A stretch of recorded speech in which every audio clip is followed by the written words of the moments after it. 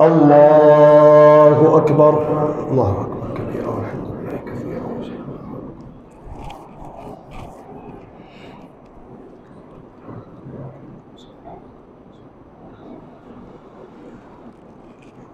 الحمد لله رب العالمين الرحمن الرحيم مالك يوم الدين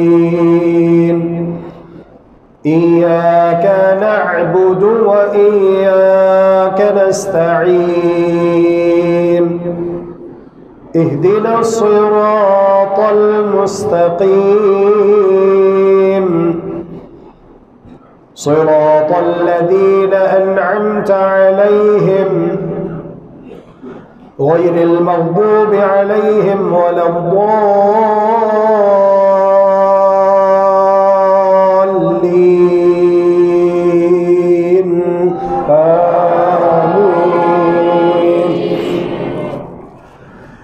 وإذ قال إبراهيم رب اجعل هذا البلد آمنا واجنبني وبني أن نعبد الأصنام رب إنهن أضللن كثيرا من الناس فمن تبعني فإنه مني ومن عصاني فإنك غفور رحيم. ربنا إني أسكنت من ذريتي بواد غير ذي زرع عند بيتك المحرم ربنا ليقيموا الصلاة فاجعل أفئدة من الناس تهوي إليهم وارزقهم من الثمرات لعلهم يشكرون. ربنا إنك تعلم ما نخفي وما نعلن وما يخفى على الله من شيء في الأرض ولا في السماء. الحمد لله الذي وهب لي على الكبر إسماعيل وإسحاق إن ربي لسميع الدعاء. رب اجعلني مقيم الصلاة ومن ذريتي ربنا وتقبل دعاء. ربنا اغفر لي ولوالدي وللمؤمنين يوم يقوم الحساب.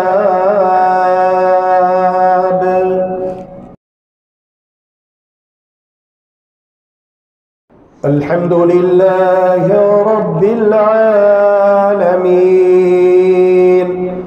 الرحمن الرحيم مالك يوم الدين إياك نعبد وإياك نستعين اهدنا الصراط المستقيم صراط الذين أنعمت عليهم غير المغضوب عليهم ولا الضالين آمين. ولا تحسبن الله غافلا عما يعمل الظالمون إنما يؤخرهم ليوم تشخص فيه الأبصار مهطعين مقنعي رؤوسهم لا يرتد إليهم طرفهم وأفئدتهم هواء. وأنذر الناس يوم يأتيهم العذاب فيقول الذين ظلموا ربنا أخرنا إلى أجل قريب نجب دعوتك ونتبع الرسل أولم تكونوا أقسمتم من قبل ما لكم من زوال وسكنتم في مساكن الذين ظلموا أنفسهم وتبين لكم كيف فعلنا بهم وضربنا لكم الأمثال وقد مكروا مكرهم وعند الله مكرهم وإن كان مكرهم لتزول منه الجبال فلا تحسبن الله مخلف وعده رسله إن الله عزيز